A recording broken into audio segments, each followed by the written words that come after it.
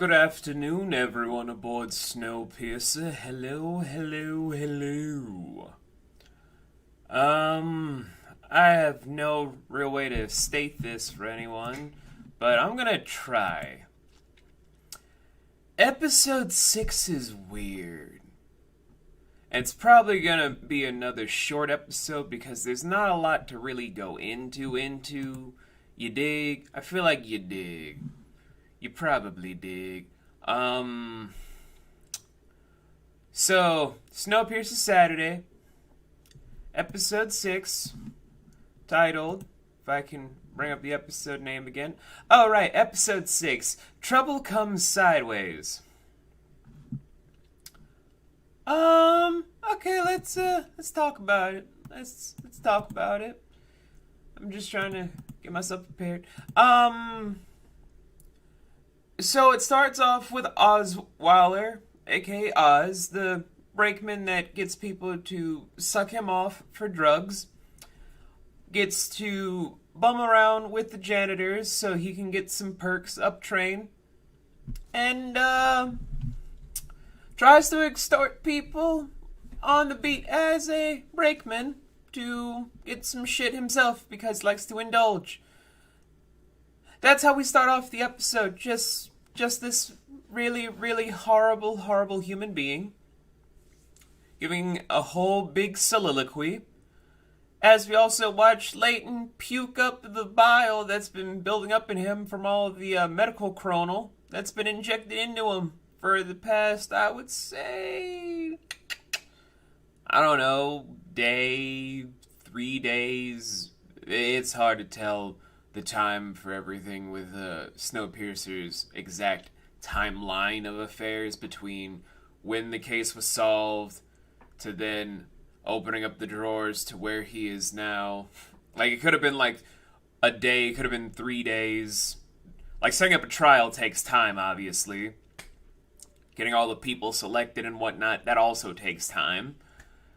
So, he could have been there for a day, could have been 3 days. Who's to really say, and who truly knows?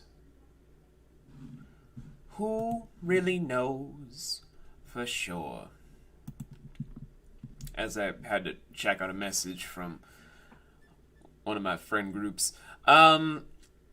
So he's puking up that bile. He's with Zara, and one of the weird things you kind of find out about from medical chronal when it's injected into you forcibly, not only does it kind of turn the teeth black, damage the gums, it also kind of alters someone's own personality to a bit of an extreme. For Leighton, it was agitation, paranoia, and a little bit hallucinogenic in places. So it was kind of a bad fit for a man that we know is calm, cool, collected, and very much strategic. All the time agitated and paranoid. It's going to be a very bad thing this episode. And it starts off with him just shooting off his rage at Zara because he viewed her as the ultimate enemy for just bringing him out of the tail to fight the fight for people aboard the train. Not only that, but then went into other places where his own anger almost made him get caught by Melanie, who's trying to stop something in the B plot. Because there's a lot of plots in this episode, and we don't have that kind of time. So he then tries to talk to Josie, who is coming from down train upward by having Astrid be in her place. She had 4 hours originally, but they overextend that whole bullshit to have it to where Astrid's gonna be in the tail for the day. And Josie's gonna be up train. For all intents and purposes, man, this episode made me sleepy. It made me sleepy. Anyway, with Josie trying to at least help Leighton by getting through to their allies and get some context going to make sure that he gets repaired and make sure he's ready for the revolution on the horizon. Your homie over here is just still agitated, angry, paranoid, doesn't trust anyone, doesn't believe anyone, and is just on the warpath as soon as he hears Melanie's voice, to where he steals Josie's bracelet, which is why she's going to be up-trained for the next episode. She also has to see that Layton went out of the medical bay from the medical professional that we kept seeing throughout the episodes. I'm going to talk about her next episode, so don't worry. I don't forget a cast and crew member when I want to talk about them. Just hold tight. And once he's out of the medical bay that she transports him in the first place, he then takes a scalpel and is ready to try and kill Melanie. Because he is angry, he is motivated under the wrong pretenses.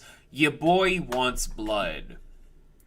But then we have to go into why there is a B plot along with a C side story and a D side story and an E side story that all have their own plot mechanisms that go into play.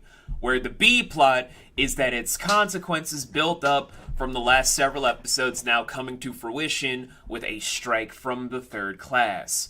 And because of that, Melanie, under the guise of Mr. Wilford, along with being hospitality, along with being just a regular engineer, has to try and stop the strike from happening, but also has to go into the fact that this strike also led into the main conflict of the episode, which is that someone did not check to see if there was a damaged hull within certain things of a goopy substance, could be anything really, that ends up leading into an electrical fire that messes up with the brake lines. That also has to deal with how Melanie can then use the whole weird construct that's going on to kind of skirt away from people saying that they gonna do a revolution and that they want blood for what happened the last several episodes, because Third wants to be heard.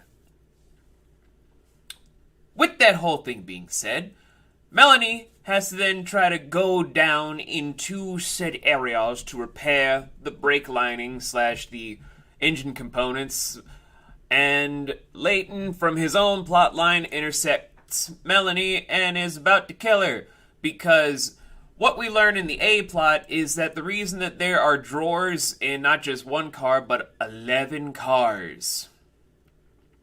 11 of these bitches.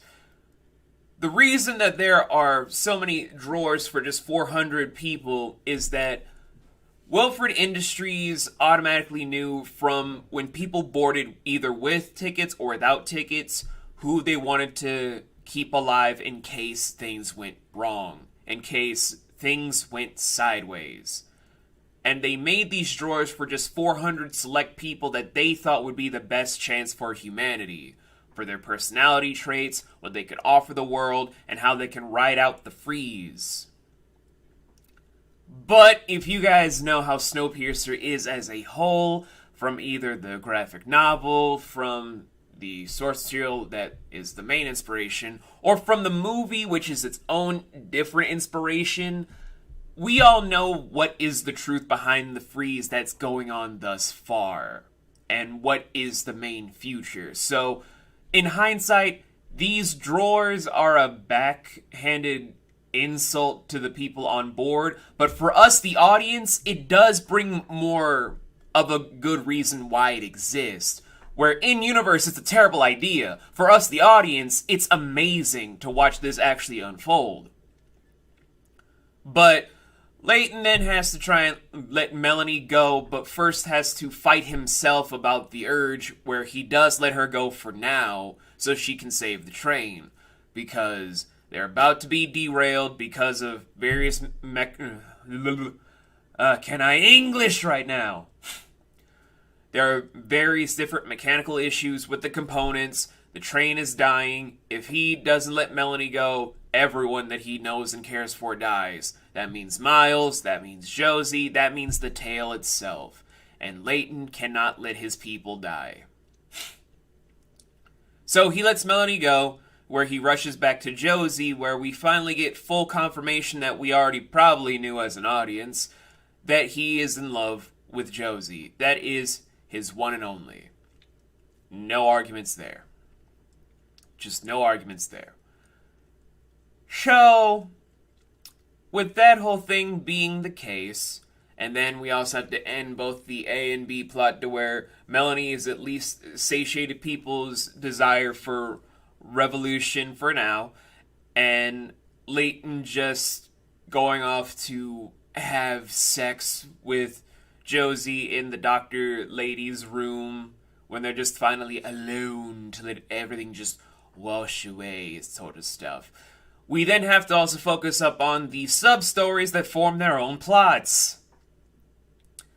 Just really not trying to go into full depth this episode. I told you guys, this episode is weird. Sub-story A, although being plot C, is gonna be something that's also tied into the overarching thing as a whole. So, sub-story A, aka plot C, is that Oz is trying to blackmail Till because Till freed Leighton when Leighton was wrongfully drored for solving who Mr. Wolford truly was, because Melanie is that petty. So Oz is trying to extort Till by just using tell not show, by saying what he's going to do and how he's going to go about it, by also demonstrating that she does not have the moral high ground, by torturing one of the people in third class to get information about who gave away the paper to start this whole rebellion against trying to do anything for the first and second, by just doing a non-violent protest first before they do any other action. And it all just culminates into, as soon as they're back at Brakeman HQ, or the lead Brakeman Roche's office, Train starts to have their whole little earthquakey event. You know how the earthquake episode makes you kind of have revelations as a character? You know what I mean. Oz is then just at his back to the wall. Till's with her back to the wall. They're just sitting there with the prison behind them as a metaphor for them both being behind gilded cages. And Till is finally saying she's not going to be extorted by Oz, that she's going to do what she can, even if the worst of the worst comes to play. Oz is then just like, how can you still have a moral high ground at a time like this? We're all probably going to die. And when it finally ends is when Oz finally gets to admit the few things, like, one, in the moments during the train where he thought they were all going to die, he thought of his mom, who was problematic. She went through a lot of different stuff that I'd highly advise you watch the episode yourself for, because Oz's small backstory that we get in this episode alone is very much an editorial thing I'll do in the future.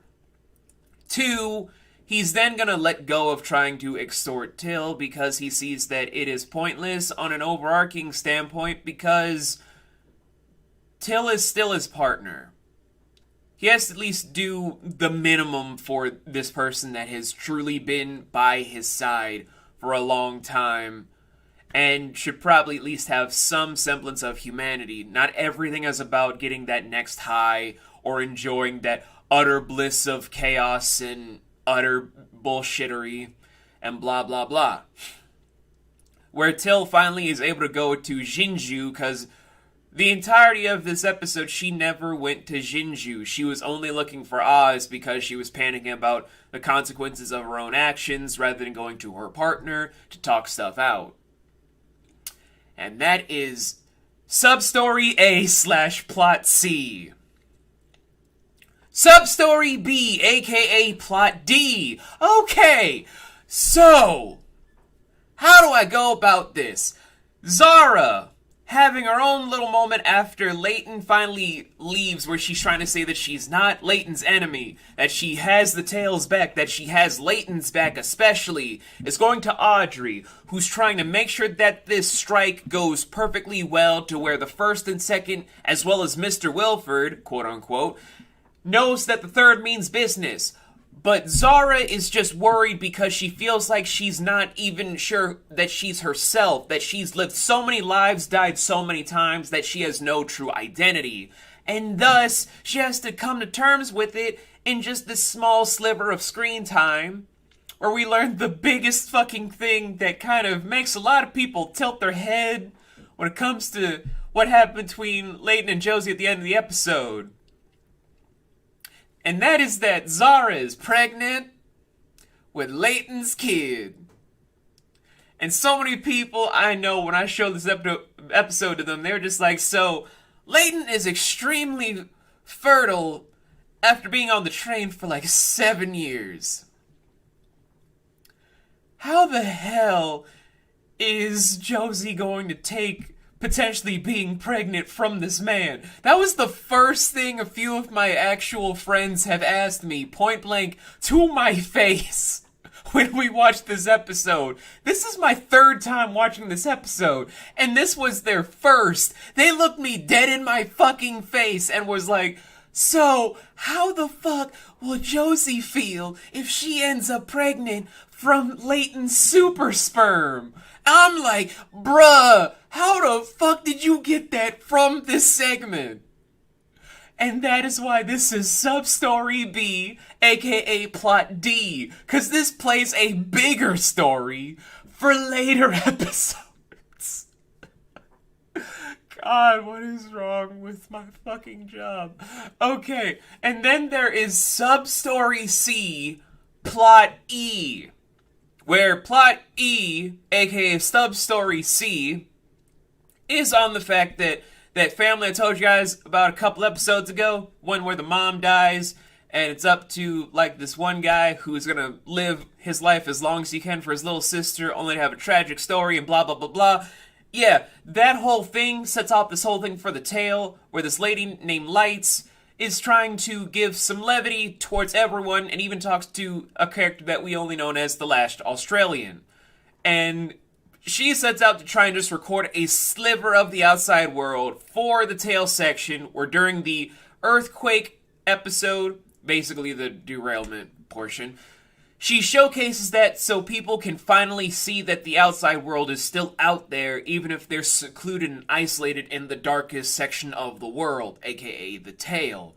And from this whole thing, they're able to have a small bit of levity and cheer and camaraderie to where no one feels like they're just a cog in the machine of life. They feel like they actually are respected, that they're loved, that there is hope for their people, that there is no such thing as only the rich and powerful have a say in what is going to be absolute paradise, happiness, joy, and serenity. And that small sliver was just enough to raise their spirits to where, as soon as the lights went on, as soon as everything was seemingly back to normal for now, everyone was at peace. Everyone was happier. They knew that the dark times were going to be behind them, because this was not only a signalizing event about their humanity still being slightly restored amongst a lot of degradation and depravity, but it's a signifying marker about what's to come for the tale section in general over the next several episodes, which we're going to go into because it's very poetic the more time goes on when stuff like this happens. But that is why this is Sub-Story C, Plot E, and I am exhausted. There are no cuts in this episode. I don't even think that my editor is going to put in the actual information about who the cast, crew, and characters are in this episode alone. We're just going to put this out there point blank, because guys, this was a lot to look into. There were a lot of notes. I have it on like 3 different phones, the different notes I had to fucking do for this episode. So you know what? I will see you guys next week for episode 7. I'm gonna lie back down. Sorry this is out on an afternoon because there were some other problems that make this even more poetic. So I will see y'all then. I'm gonna go lay the fuck down. Too many homies want to play Simon Says. Nobody want to play hopscotch. 1 step, 2 step, down a couple blocks till they find a brother staring at the top spot. Everything is gorgeous from the lobby. Everything is lit when you broke. Everything's enormous when you never had shit. I can almost feel the fame. Is this close? I'll be outside like damn.